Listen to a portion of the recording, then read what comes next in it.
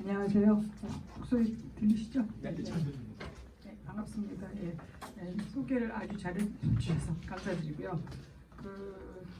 오늘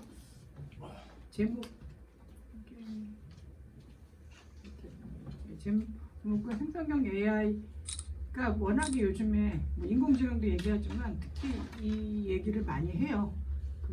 여러 가지 젊으신 분들도 그렇고 어르신들도 그렇고 이제 이런 기술의 흐름에 어떻게 보면은 준비를 좀 해야 될 것 같은 생각도 들고 그럽니다. 제가 인공지능 과목을 제가 또 학교에서 가르치기도 하고 그래서 관련된 내용을 약하게 말씀드리겠습니다.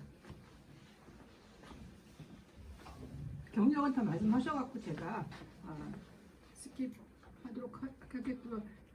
미국에서 좀 오래 있었고 그 다음에 KT와 삼성전자에서 또 인공지능 관련된 일들을 좀 했었습니다. 특히 제가 연구나 이제 개발 쪽으로 하면서 자연어 처리 분야, 이제 뒤에 이제 인공지능의 분야들에 대해서 간단하게 말씀을 드릴 예정인데요. 앞에 불이 이거예요. 자연어 처리라는 게 말하고 듣고 그 다음에 쓰고 이런 언어에 관련된 얘기고 영어뿐만 아니라 한국어 주로 영어 연구가 제일 많이 되고 있어요. 그쪽에 데이터도 많고 돈도 많고 그러니까 영어권에 대한 연구도 많이 되고 있지만 그게 다 저희 한국이나 아시아 또는 다른 나라에 영향을 많이 미치고 있죠. 여기에 머신 리딩이라고 있는데 기계가 책을 읽는다. 그러니까 기계한테 책을 주면 기계가 책을 읽는 그런 기술 연구를 했다는 겁니다. 그래서 기계가 책을 읽어서 질문이 있으면 그 책에 저희가 이제 공부를 하면은 그 책에 대해서 질문하고 답을 하잖아요. 교과서를 읽고 그 교과서에 있는 내용을 가지고 질문하고 답하듯이 기계가 책을 읽고 질문하면 그 책의 내용에 대해서 답하는 이런 기술. 이 하나의 어떻게 보면 그게 다는 아닌데 굉장히 중요한 기술 중에 하나였습니다. 트렌드가 계속 바뀌긴 했는데 질의응답이라는 건 아직도 챌린지고요. 사람처럼 질의하고 답할 수 있는 그거는 아직도 좀 어려운 기술이에요. 생성형 AI ChatGPT가 나오긴 했지만 계속 연구가 진행되고 있습니다. 그래서 최근 인공지능 발전 얘기와 요즘에 생성형 AI라는 게 혹시 대형 언어 모델이라는 말을 들어보신 분 계신가요? 언어 모델? 언어에 대한 모델. 끄떡끄떡 하시는 분들 몇 분 계시네요. 예. 언어 모델이라는 게 사실 요즘 말하는 생성형 AI랑 제일 관련이 많기 때문에 제가 그쪽 얘기를 조금 할 거고요. 그다음에 그 중에 AI에 쓰는데 이슈들이 있어요. 그래서 저희가 주의해야 될 점들 이런 얘기를 좀 하겠습니다.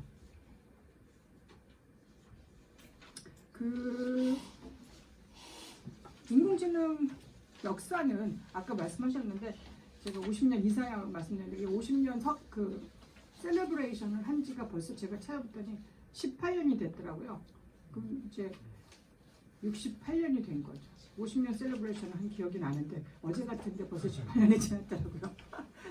그래서 그 단어가 나온 거는 다트머트라고 미국에 있는 학교가 있어요. 다트머트에서 이렇게 연구들을 하는 사람들이 인공지능 관련 지능형 시스템에 대한 연구를 하는 사람들이 모여서 얘기하다가 뭔가 단어를 만들자.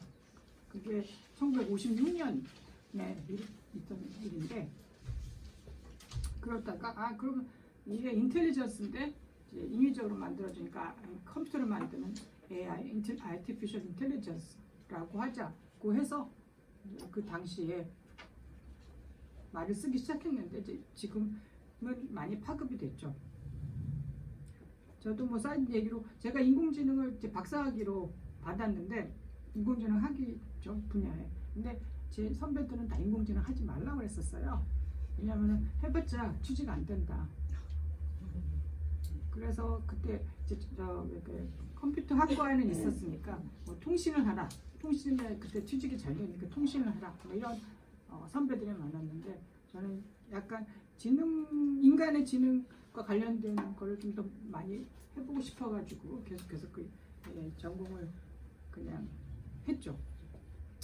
여기에 나오는 장표에는 이 사람이 이제 위키피디아에 가면은 레이 커즈웨일이라는 사람이 있는데 여기에 이 분이 이제 벌써 오래된 2005년에 쓴 책이 Singularity is near, 특이점, 한국말은 특이점 is near, 가까이 오고 있다. 근데 혹시 싱귤레러티, 특이점이란 단어를 들어보신 적 있나요? 이게 어떻게 보면 다른 학문 쪽에서는 좀 다르게 쓸 수도 있는데 싱귤레러티라는 거는 그 기계가 사람보다 똑똑해질 것이다 라고 하고 거기에 대한 내용들이 여기에 있는데 뭐 몇 가지 그 내용에 미래학자니까 미래를 보고 저도 예측할 수 있었을 것 같아요. 언젠가는 뭐 똑똑해질 것 같다. 저도 이제 언젠지가 좀 문제인 거죠. 그 예측을 할 때. 근데 2020년에 나노봇이라고 이렇게 조그만 그 기기를 삼켜서 넣으면은 여러분들 장기를 지나면서 장기 안에 있는 뭐 문제, 염증 이런 거를 이렇게 지나가면서 촬영을 해서 디텍트를 하게 되는 겁니다. 2020년대 쓰겠다는데 지금 나노봇이 그러니까 실제로 아주 보편화되지는 않지만은 사용이 되고는 있어요. 이미 지금 2024년인데 그렇고 저희 저 동국대인데 동국대 의료원에 있는 교수님들도 여기와 관련된 연구를 하고 계십니다. 그다음 29년은 튜링 테스트를 컴퓨터가 통과할 것이다. 이 튜링 테스트는 약간 컴퓨터와 사람을 구분하기 어려운 상태인 것을 테스트하는 그런 시도예요. 그래서 방이 두 개가 있는데 한 방에는 컴퓨터가 있고 한 방에 사람이 있어요. 뒤에 이렇게 가려진 뭐 이렇게 장막 같은 게 있어서 뒤에 컴퓨터가 한쪽에 있고 한쪽에는 사람이 있는데 이제 여러분들 텍스트 하듯이 채팅으로 한쪽하고도 얘기해보고 다른 쪽하고도 얘기해보고 컴퓨터하고도 얘기하고 사람하고도 얘기했는데 두 개의 차이를 모르겠다. 그런 상태가 이 튜링 테스트거든요. 튜링 테스트 통과했다고 합니다. 근데 그런 거가 2029년에 2029년 아직 안 됐죠? 근데 여러분 이 튜링 테스트를 통과했을 것 같아요? 안 했을 것 같아요? 지금 현재 컴퓨터가 반 정도 하셨다고 반 정도 말씀 안 하셨어요. 사실은 어떤 질문을 하냐, 그러니까 어떤 분야의 질문에 따라서 사람들 속일 수도 있고 또 좀 약간 전문적인 지식으로 가면은 좀 이렇게 드러나는 거죠. 컴퓨터라는 게 자연스럽지 않고 뭐 이런 거. 그래서 뭐 예를 들어서 오늘 날씨가 어때? 나 올해 그냥 답변을 해준다는 거. 이런 거는 컴퓨터도 그냥 채팅하듯이 그냥 뭐랄까 간단한 것들에 대해서 물어봤을 때 지식도 뭐 컴퓨터가 잘 알고 있는 그 위키피디아에 있는 지식 있잖아요. 뭐 어느 대통령이 언제 태어났고 뭐 지금 대통령이 누구 이런 것들에 대한 거는 먼저도 하는데 조금 더 생각을 하고 추론 쪽으로 가게 되면은 어려운 부분도 있죠. 이 사람이 주장하는 45년 내는 싱귤레리티가 이루어지겠다 했는데 여러 가지 이제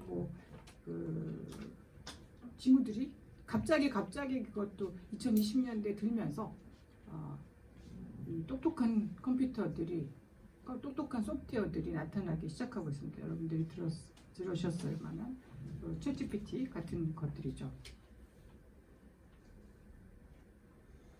딥러닝 그냥 개념만 말씀을 드리면 딥이 있고 쉘로우가 있겠죠. 영어로 딥이 있으니까 쉘로우가 있죠. 딥은 뭔가 딥하게 되어 있고 쉘로우는 사실은 얇게 이게 얕은 학습.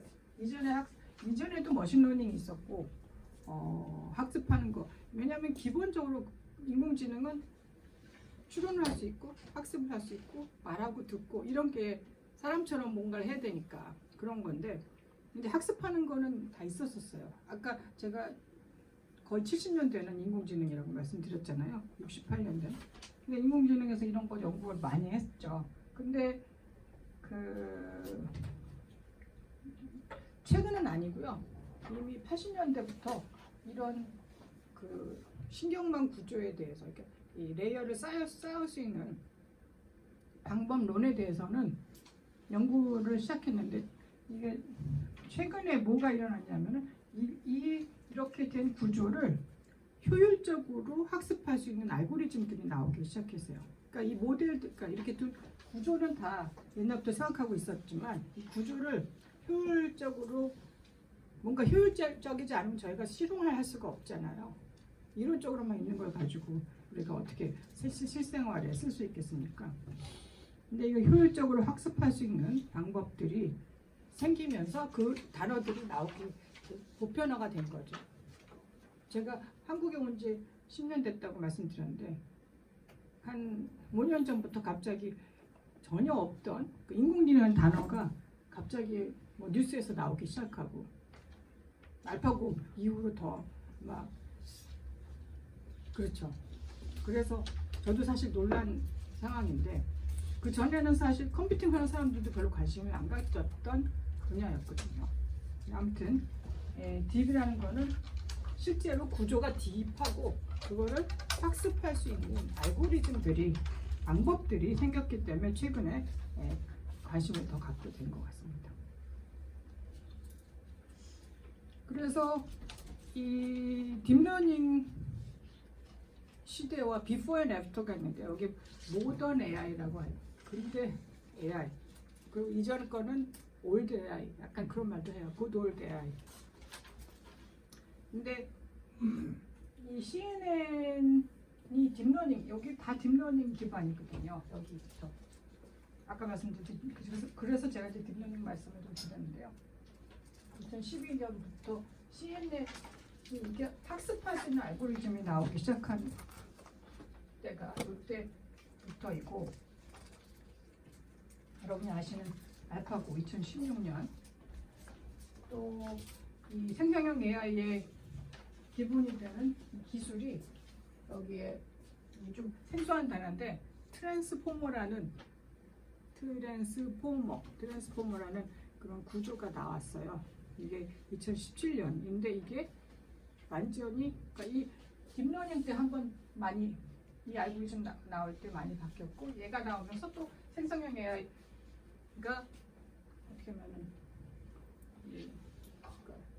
촉발됐다고 그러나요? 이렇게 된 거고, 지금은 맨날 뉴스에서 생성형 AI 얘기를 많이 하는 전성시대가 지금 되고 있고, 어떻게 하면은 기업들, 저한테도 사실 연락이 많이 와요. 뭐 하자. 왜냐하면 살아남으려면 이쪽 기술을 어떻게 하든지 도입을 해야 되거든요. 그래서 원래 클라우드 하던 회사가 AI를 하겠다. 원래 바이오 하던 회사가 AI로 바꾸겠다. 뭐 하던 회사가 다 AI. 계속 그런 일들이 지금 일어나고 있습니다. 그래서 결국은 지금은 AI 시대다. 그래서 이제 여기 다 제가 미국에 있는, 그냥 미국이 힘이 세요. 사실 여러 가지 돈도 많고 앞서 나가는 힘도 많고, 그래서 빌 게이츠라는 사람, 마이크로소프트하고 빌 게이츠는 조금 다른데요. 이제는 왜냐하면 이 사람도 자기 따로 연구를 촉진하는 그런 기관을 하나 만들었거든요. 하여튼 이런 얘기들이 계속 나오고 있어요. 미래는 다 AI다, 이런 얘기죠. 새로운 변화. 그리고 일자리도 얘기를 하는데, 일자리를 새로운 게 또 생길 거다. 이제 이 AI를 잘 쓰는 사람들을 더 선호하는. 그런데 또 기존의 일자리가 또 변경이 되는 거죠. 자연적으로. 그래서 우리가 지금 갖고 있는 일자리 60%가 60%의 3분의 1, 0.6 곱하기 0.333이 그럼 0.18 정도 되는 것들이 자동화 되는 거고, 선진국들이 되게 많이 전략을 세우고 있어요. 열심히. 왜냐면은 이쪽으로 먹거리가 다 쏠리게 이유는 사실 좀 늦었거든요. 미국보다. 그러니까 이 아메리카 쪽보다 이유가 늦었기 때문에 규제를 막 만드는 거예요. 규제를 못하게, 미국에서 못하게. 그리고 본인들이 리더십을 되찾을 수 있는 거를 강구하게 되고, 이 문제는 갖고 있는 데는 본인의 갖고 있는 기술을 가지고 생태계를 만들려고 하는 거죠. 거기에 들어와야지만 살 수 있게. 그래서 오픈 AI라는 회사가 챗GPT 만든 회사인데, 본인의 생태계에 모든 회사들이 들어오게 지금 계속적으로 방법을 플랫폼화함으로 해서, 민주화라고 되어 있지만 사실 애매한 단어 같습니다. 민주화가 아니라 민주화가 아니라 독점이죠. 어떻게. 근데 아무튼 그쪽으로 뭐 밖으로는 민주화 이렇게 쓰기 쉽게 한다고 하지만 그쪽으로 들어오지 않으면은 살지 못한다. 약간 그런 두 가지의 측면을 갖고 있고, 서로 이게 없으면 이제 고용이나 산업이나 다 문제가 생기기 때문에 서로 앞다투어서 전략을 발표하려고 하고 있습니다. 저희도 그 생태계에 들어가려고, 한국은 이제 저희는 사실 눈치를 다 봐야 되죠. 이유도 봐야 되고, 그다음에 아메리카 쪽도 봐야 되고, 그래서 되게 분주하고, 한국 내에서도 사실은 서로 AI를 갖고 있다고, 그러니까 AI에 대한 전략을 갖고 있다고. 정부 부처에서도, 부처끼리도 제가 보기에 경쟁이 되게 심해. 내가 지금 AI를 주도할 거야. 저 부처에서 내가 지도할 거야. 이런 일들이 생기고 있는 것 같습니다. 인공지능 기술은 아까 말씀드린 듣고 말하기, 이게 자연어가 있고, 눈으로 보는 거, 컴퓨터 비전, 눈으로 볼 수가 있어야 되죠.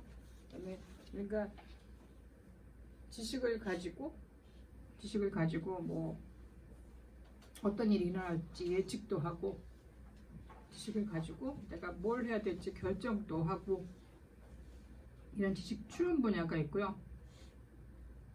그 다음에 움직이는, 이것도 지능과 연결되어 있기 때문에 우리가 어떻게 움직이냐를 제어하는 액션 제어. 그리고 맨 밑바닥에는 학습. 우리가 일단 한번 해본 거가 잘 되면 그걸 계속해서 유지하려고 하고, 잘 안 된 거는 다시는 안 하려고 하는 학습을 하잖아요. 그래서 그런 학습 기능들이 여기 파란색 맨 밑에 깔려 있습니다. 혹시 질문 있으신가요? 나중에 하시는 걸로 하겠습니다. 자연어 처리 분야가, 제가 사실 머신러닝하고 자연어 처리 쪽을 해왔는데, 여기에 보시면은 이런 말하고 책에 있는 정보, 방대한 정보가 많죠. 그 다음에 인터넷에 있는 정보, 뭐 뉴스에 있는 정보. 근데 이 언어가 있기 때문에 저는 사실 지능이 있다고 보거든요. 이때까지의 모든 지식이 어딘가에 쌓여지만 그 다음에 더 똑똑해지죠.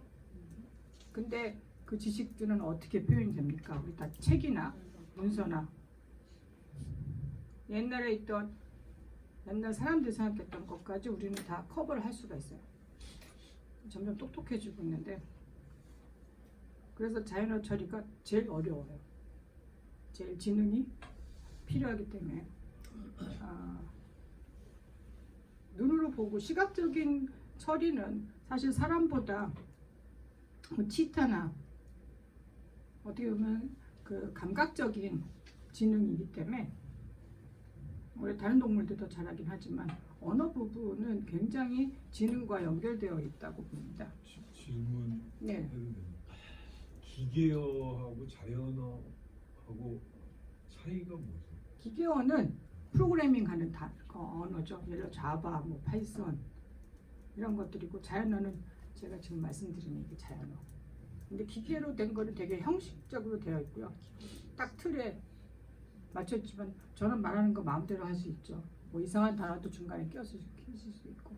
근데 이런 컴퓨터 언어랑 저희 언어는 그래서 다르죠. 답이 됐나요? 자연어 처리 중에 대표적인 게 번역이고요. 번역을 쓰시는 분, 자동 번역을 쓰시는 분 있으신가요? 네, 가끔 쓰시죠. 자동 번역이 되게 잘 돼요. 이제는 옛날이라고 해봤자 10년 전인데 10년 전에는 이 특히 영한 번역이 갖고 오면 한 20%는 막 틀렸어요. 근데 지금은 95% 이상의 성능이 나오기 때문에 물론 가끔 단어 순서랑 뭐 이런 게 좀 이상하다 그래서 좀 고쳐야 되는데 만약에 해외에 무슨 이메일을 쓰거나 뭔가 라이팅을 할 때 많이 도움을 받을 수 있는 도구가 되었고 한국어 1어의 경우는 99%예요. 1어는 너무너무 잘 됩니다. 번역이. 1어를 이제 배울 필요가 없는 맞아. 이래서 질의응답도 이제 컴퓨터가 여기는 미국에 있는 아스니 제파디의 게임에서 사람보다 더 잘한 그런 이벤트가 이것도 2013년에 일어난 일이라서 벌써 10년이 지났는데요. 컴퓨터에 할 수 있는 일들이 물론 여기 질문들은 정형화된 질문이었지만 그래도 지금은 비정형 오픈되었다는데 오픈 질의응답에 대한 아무거나 물어봐도 다 잘할 수 있는 이런 질의응답 기술이 점점 좀 열심히 하고 있지만 발전하고 있어요. 이건 좀 정형과 비정형의 차이는 뭐라고? 정형은 테이블처럼 여러분들이 이렇게 정형은 구조가 되어 있으니까 테이블 여기에 뭐 데이터를 정리하는데 뭐 여기 있는 참여하신 분들은 여기 그 도와주시는 분이 정리할 거 아니에요. 그 이름, 주소, 뭐 또 뭐가 있나 이름, 이메일, 뭐 참석 여부 뭐 이런 게 정형화된 거고 비정형은 제가 지금 자연어 말씀드린 이런 거죠.